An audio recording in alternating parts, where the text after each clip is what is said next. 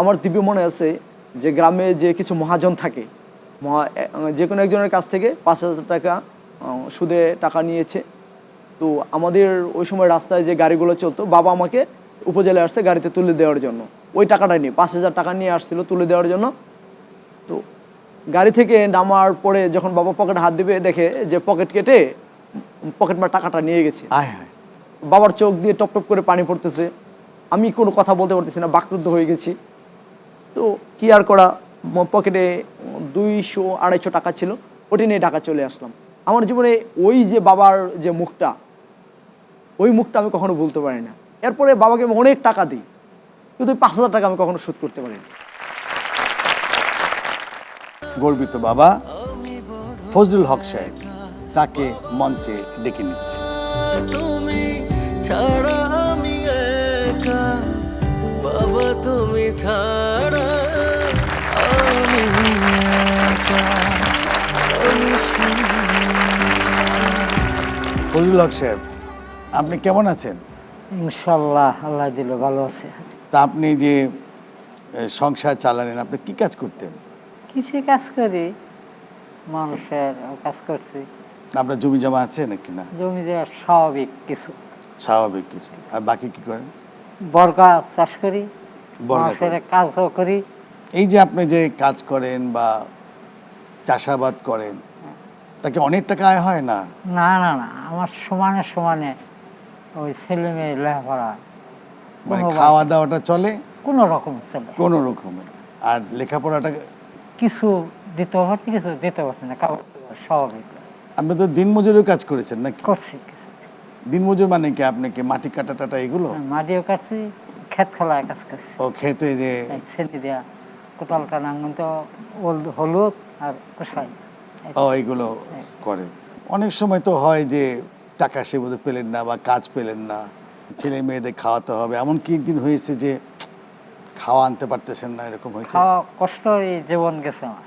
বলছে আজকে কাজ পাইলাম না, ওই আগে যে কিছু আছি ঘরে ওডি দেই, সংসার চলছে। পরে দিন মানুষের বসে থাকছে, আমি করছি একটু কম মজুর হইলো, কাজ করছি, কিন্তু আমার সংসার চালাইতে হবে, লেখাপড়া প্লান করাইতে হবে, কিছু হইলেও করছি।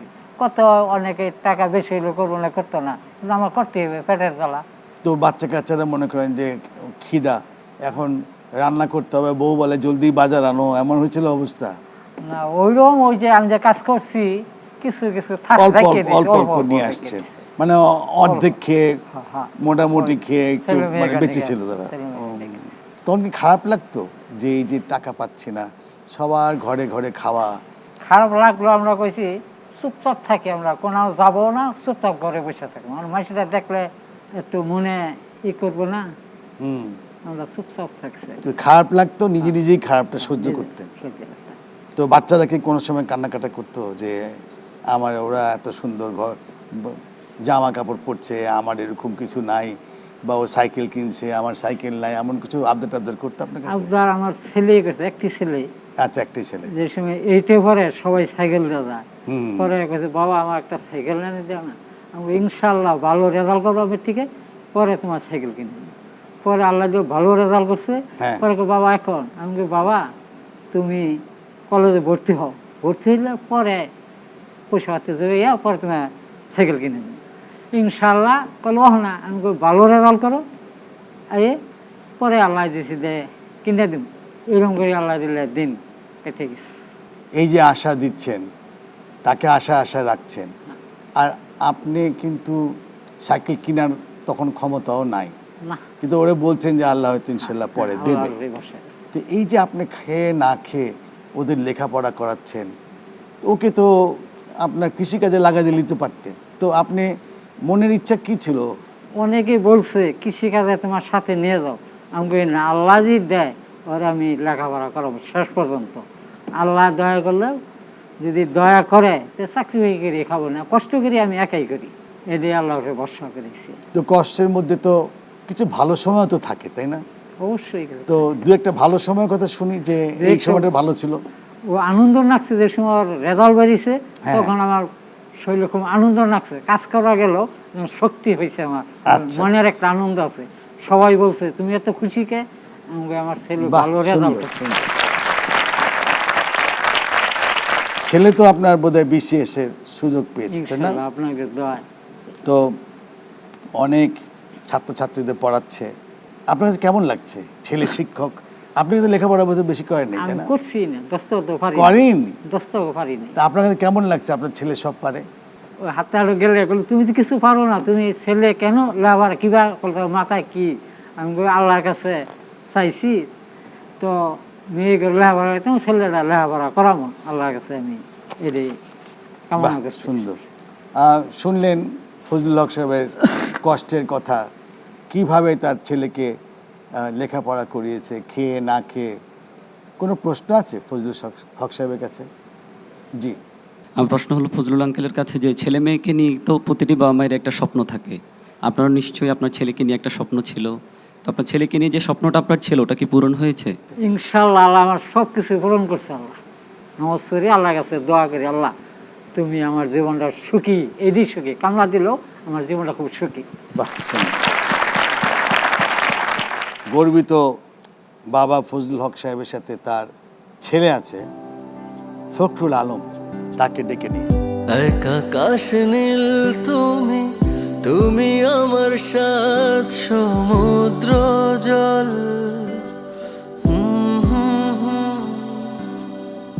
তুমি আমার বট বৃক্ষ, তোমার ছায়া আমি সুশীতল। তুমি এখন কি করছো কি? আমি 36তম BCS শিক্ষা ক্যাডারে আছি শহীদ স্মৃতি সরকারি কলেজে। আমি সরকারি কলেজের একজন প্রভাষক হিসেবে কর্মরত আছি। যখন তুমি বিশ্ববিদ্যালয়ে লেখাপড়া করতে, তো বিদ্যুৎ সময় যখন বিশ্ববিদ্যালয়ে অনেক ঢোকার জন্য অনেক ফাইটিং হয়, অনেক পরীক্ষা দিতে হয়, তখন নিজের কাছে কি মনে হয়েছিল যে এই যে ঢাকায় বা এইসব জায়গাতে যে বড় বড় ফ্যামিলির ছেলে মেয়েরা আছে, তারা শিক্ষা টিক্ষা নিয়ে তারা এইখানে ভর্তি হচ্ছে, সেখানে নিজের কাছে কি মনে হয়েছিল যে হয়তো পারবো না ভর্তি হতে?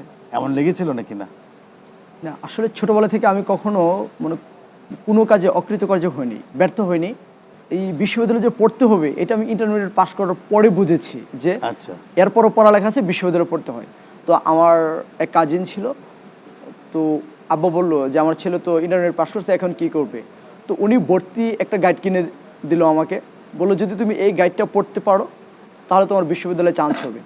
আমি তো কখনো প্রাইভেট পড়ি নাই, কখনো কোচিং করে নেই, কোনো কিছু করে নেই। তো আমি কী করবো, ওই গাইডটা নিয়ে গাইডের প্রথম পেজ থেকে শুরু করে শেষ পেজ পর্যন্ত টোটাল মুখস্থ করে ফেললাম। বাহ, ওই একটা গাইড পড়েই আমি বিশ্ববিদ্যালয়, ঢাকা বিশ্ববিদ্যালয়, চট্টগ্রাম বিশ্ববিদ্যালয়, জগন্নাথ বিশ্ববিদ্যালয়ে চান্স পেলাম। পরে ঢাকা আচ্ছা। বিশ্ববিদ্যালয়ে পড়াশোনা করছি। তো তুমি তো সেলফ স্টাডি করেছো, জানো না কাদের সাথে পরীক্ষা দিচ্ছ, অনেক শিক্ষিত এখানকার তারা আছে কম্পিটিশনে, তো তোমার কাছে একটু ঘাবড়াই নেই মন নাকি? না, একটা কথা আছে না যে দুঃখে যাদের জীবন গড়া তাদের আবার এই দুঃখ কিসের, কষ্ট কিসের। আচ্ছা, তো ছোটোবেলা থেকে স্ট্রাগল করি। আর আমি কখনো তো এই প্রথমে বললাম যে অকৃতকার্য হয়নি। পরীক্ষা দিতে এসে দেখি যে বিশাল এক এলাহি কাণ্ড, মানে আমার নিজের অস্তিত্ব ওখানে বিলীন হয়ে গেছে, যে এত বীরের মধ্যে আমি হারাই যাব নাকি। তো পরীক্ষা দিলাম, তো পরীক্ষা দিয়ে দেখি রেজাল্ট, মানে আমার তখন যে ড্রেস আপ ছিল, আমার যে পোশাক পরিচ্ছদ ছিল, আমার পায়ে ছিল মনে হয় তখন 60 টাকা দামের স্যান্ডেল, আর আমার গায়ে ছিল 80 টাকা দামের শার্ট, মানে নর্মাল একটা প্যান্ট ছিল। যে গ্রামের একদম নিম্নবিত্ত পরিবারের সন্তানরা যে টাইপের হয়, জাস্ট ওই টাইপেরই ছিলাম। মানে কেউ বলতে পারবে না যে ছেলে বিশ্ববিদ্যালয়ে পরীক্ষা দিতে আসছে।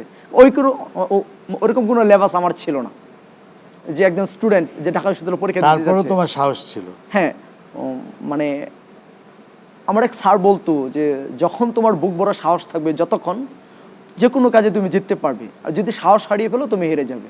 তো ওই কথাটা আমার সবসময় মাথায় থাকতো। তা আমি কখনো সাহস হারাইতাম না।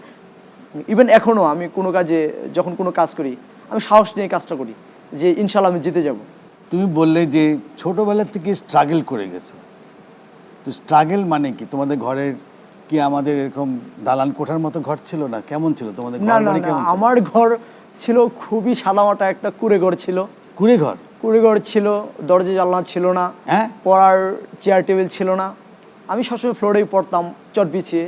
আচ্ছা। আর চৌকি তো কিনছি মনে, সেটা অনেক পরের ব্যাপার। ফ্লোরেই থাকতাম। ফ্লোরেই ঘুমাতে, ফ্লোরেই পড়তে। আর সব আমার কিছু। আমি যতক্ষণ পড়াশোনা করতাম আমার বাবার সাথেই থাকতো রাত্রে। আর আমি জীবনে যা করছি সব বাবার অনুপ্রেরণাতেই করছি। আমি যা করছি সব বাবার মানে ইচ্ছাটা প্রতিফল, যে ভালো কিছু হয় সে করছি। আচ্ছা, তুমি যে এই যে ফ্লোরে পড়তে, তো ফ্লোরে পড়া তো মানে লিখবা কি করে?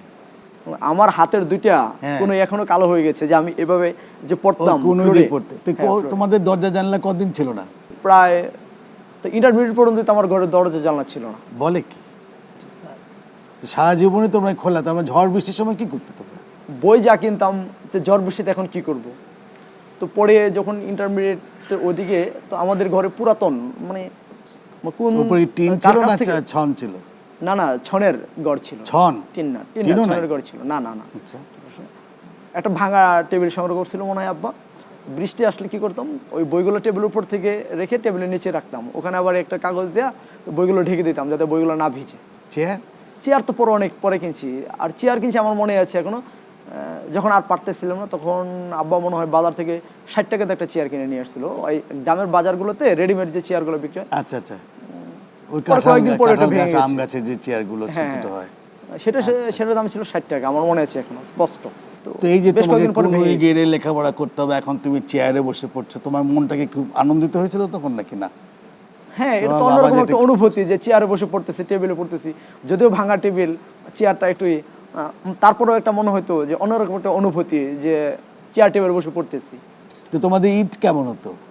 মানে আমাদের বাবা মা আমরা অভাব অনটনে বড় হয়েছি, কিন্তু আমাদের নৈতিক শিক্ষা এবং পারিবারিক শিক্ষাটা এই ছিল যে আমরা কখনো ওই বাবার কাছে বেশি ডিমান্ড করতাম না। কারণ আমি ছোটোবেলা থেকে আমার বন্ধুটা দেখে আমি শিখছি, আমার বোনেরা কখনো বাবার কাছ থেকে কোনো কিছু মানে প্রত্যাশা করতো না, বেশি চাইতো না, যা দিত অল্পতে সন্তুষ্ট থাকতো। আর আমি জানতাম যে আমার বাবার কাছে চাইলেও আমার একটা শার্ট কিনে দিতে পারতো না, চাইতাম না, যদি পারতো এমনি এনে দিত। বাবাকে জিজ্ঞেস করি, ফজলুল হক সাহেবকে, উনি তো অনেক কষ্ট করে তোমাদের মানুষ করেছে। ঈদের সময় আসতো 3 মেয়ে 1 ছেলে, তো ওদের তো নিজের কাছে তো দিতে ইচ্ছা করে, তখন যখন ওরাও চায় না, আপনিও খুব একটা দিতে পারছেন না, আপনার মনের অবস্থা তখন কেমন থাকতো? আনছি অনেক, মনে করেন যে একটা নোয়াল না একটা টুপি এরকম ধরনের 3 মেয়ের নিগা অন্যিগা কম দামা একটা করে জিনিস আনছি, কম দাম একদম, মানে যেটা নাও চলে আমাকে একদম তোমরা কম দামে কিছু কিছু নিয়ে কিছু আসছেন আর কিছু কি, নয়, just। আমাকে এদের দেয়, আমাকে ঈদ খুশি থাকো তোমরা, নয়তো আমরা গরিব মানুষ, মাসি কেউ বেজা হয়ে থাকলে কেউ বলে ওরা বেজা, তোমরা খুশি থাকবা কিন্তু ঈদের দিন এনে নেই, এইভাবেই সংসার চলছে। ফখরুল, তুমি শুনলে তোমার আব্বুর কথা, যে করে হোক কম দামের জিনিস হলো টুকটাক কিছু দিয়ে তোমাদের মনকে শান্তি দিত। এই যে তোমাদের যে এই কষ্ট, এই যে কষ্ট করে তোমাদের বাবা তোমাদেরকে লেখাপড়া করাচ্ছে, তার যেটুকু সামর্থ্য আছে তোমার দিচ্ছে, তোমার কি মনে হয় তোমার বাবা যে এত কষ্ট করলো তোমাদের জন্য, তোমার মনে কাছে কোনো কোনো কষ্টের কোনো গল্প আছে যেটা তুমি হয়তো চেপে রাখছো মনের মধ্যে, এখনো বলো নাই, কিন্তু সেটা তোমার চিন্তা করলে মনটা এখনো খারাপ লাগে, বাপের কথা চিন্তা করে বা সংসারের কথা চিন্তা করে? মানে সবই তো কষ্টের। মানে চাকরি হওয়ার আগ পর্যন্ত জীবনটা ছিল টোটালি কষ্টের। আমার জন্মের পর থেকে চাকরি হওয়ার যে এই যে পিরিয়ডটা, এটা আমার পুরাটাই কষ্টের। আসলে দুই তেমন একটা একটা কষ্ট পাইনি। বলো, আমরা শুনি। আমি তখন কান্না ঢাকা পায়। বিশ্ববিদ্যালয়ে মানে 5ম সেমিস্টারের স্টুডেন্ট ছিলাম, তো তখন আমার টাইফয়েড ধরা পড়ছে। টাইফয়েড? হ্যাঁ, টাইফয়েড। আমার কোনো টিউশন নেই, আমি কোনো কিছু করতে পারতেছি না। আমি বাড়িতে গেলাম, তো বাড়িতে যাওয়ার পরে বললাম যে আমার সেমিস্টার, এখন আমার কোনো টিউশন নাই, বাড়ি থেকে আসবে এরকম কোনো টাকা নাই। তো আব্বা লোন করছিল মনে হয়। তো আমার দিব্য মনে আছে যে গ্রামে যে কিছু মহাজন থাকে, যে কোনো একজনের কাছ থেকে 5,000 টাকা সুদে টাকা নিয়েছে। তো আমাদের ওই সময় রাস্তায় যে গাড়িগুলো চলতো, বাবা আমাকে উপজেলায় আসছে গাড়িতে তুলে দেওয়ার জন্য, ওই টাকাটা নিয়ে 5,000 টাকা নিয়ে আসছিল তুলে দেওয়ার জন্য। তো গাড়ি থেকে নামার পরে যখন বাবা পকেটে হাত দিবে, দেখে যে পকেট কেটে পকেট মার টাকাটা নিয়ে গেছে। আয় হায়। বাবার চোখ দিয়ে টপ টপ করে পানি পড়তেছে, আমি কোনো কথা বলতে পারতেছি না, বাকরুদ্ধ হয়ে গেছি। তো কি আর করা, পকেটে 200-250 টাকা ছিল, ওটি নিয়ে ঢাকা চলে আসলাম। আমার জীবনে ওই যে বাবার যে মুখটা, ওই মুখটা আমি কখনো ভুলতে পারি না।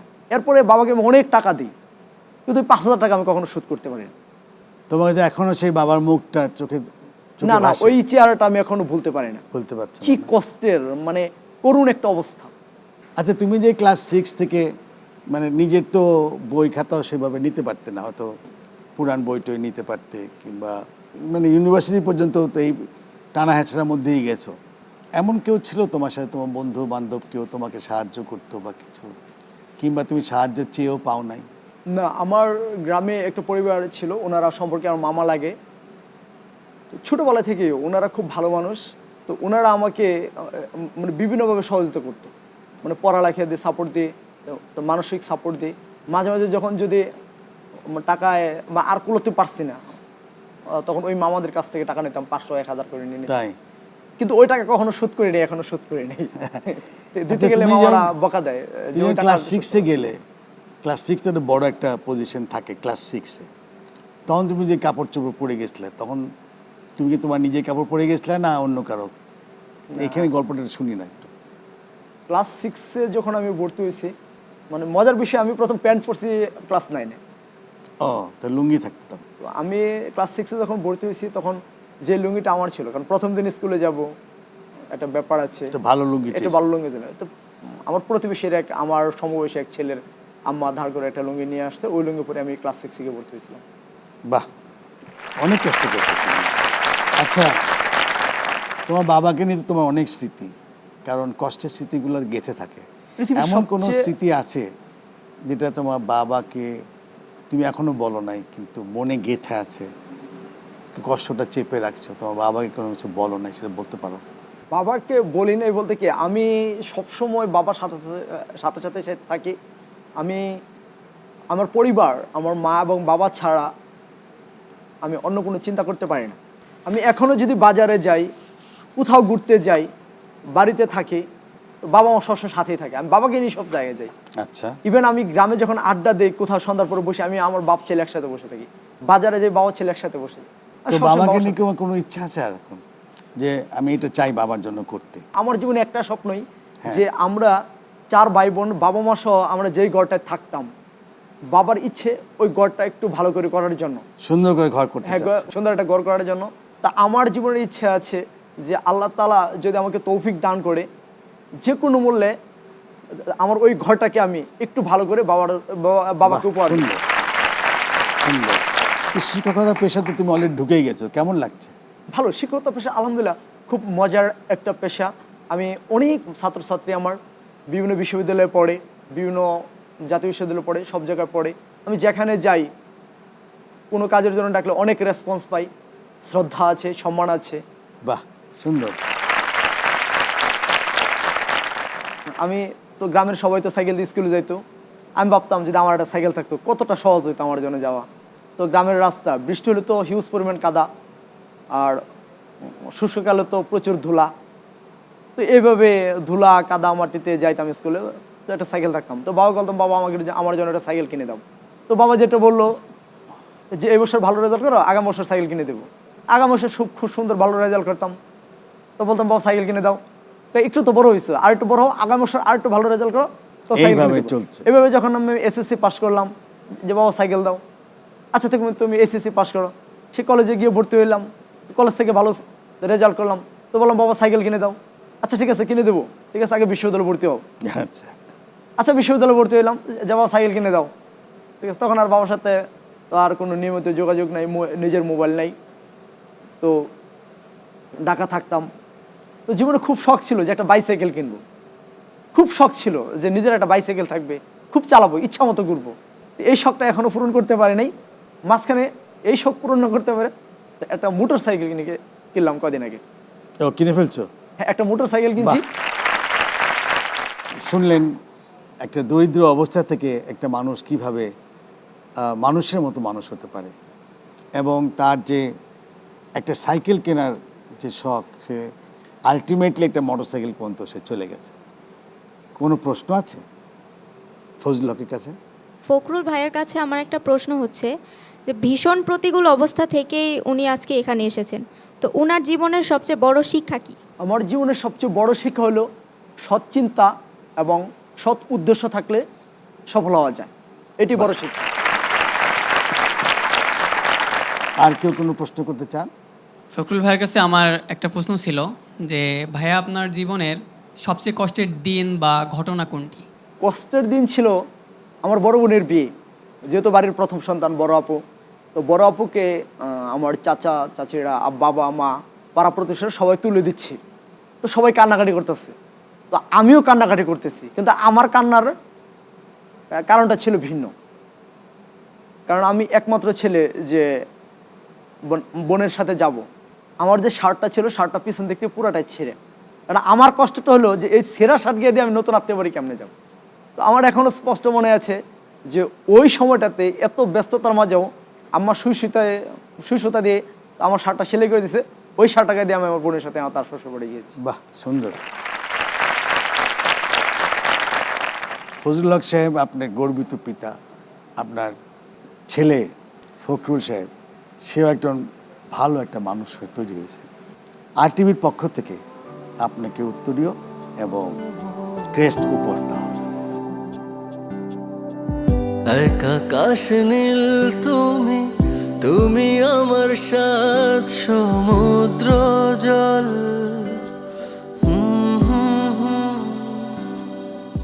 তুমি আমার বট বৃক্ষ, তোমার ছায়া আমি সুশীতল। তোমার কাঁধেই চড়ে পৃথিবী দেখা, তোমায় ধরে আমার চলতে। এই যে আপনার সুযোগ্য সন্তান, আপনি রোদে পুড়ে বৃষ্টিতে ভিজে আপনি সন্তানকে মানুষ করেছেন, আজকে আপনি গর্বিত পিতা, সবার উদ্দেশ্যে কিছু বলতে পারেন? ইনশাল্লাহ আপনাদের দোয়া, আল্লাহর কাছে চাইছি সন্তান মানুষ করার জন্য। আল্লাহ আপনাদের দোয়া, আল্লাহর দোয়ায় সন্তান মানুষ করেছি। সবার কাছে আমার আন্তরিক ধন্যবাদ, দোয়া করবেন। আসসালামু আলাইকুম। তোমার যে বাবা এত কষ্ট করেছে, আজকে গর্বিত পিতা হয়েছে RTV থেকে, তোমার মনের ইচ্ছা কি? তুমি সবাইকে একটু বলো তোমার বাবা সম্পর্কে। প্রত্যেকটা বাবাই চায় যে তার সন্তানরা সুখে থাকুক, ভালো থাকুক, সেই অনুযায়ী কাজ করে। আমি চাই প্রত্যেকটা বাবাই যেন ভালো থাকে, সুখে থাকে, এবং আমি প্রতিটি সন্তানদের উদ্দেশ্যে বলতে চাই যে কখনো আপনারা বাবা মার সাথে বেয়াদবি করবেন না। বাবা মার সাথে বেয়াদবি করলে কখনো আপনি ভালো থাকতে পারবেন না। আমার একটাই কথাই যে সবাই বাবা মার সাথে ভালো আচরণ করবেন। ধন্যবাদ সবাইকে। বাবা তুমি ছাড়া আমি একা, বাবা তুমি ছাড়া আমি বড়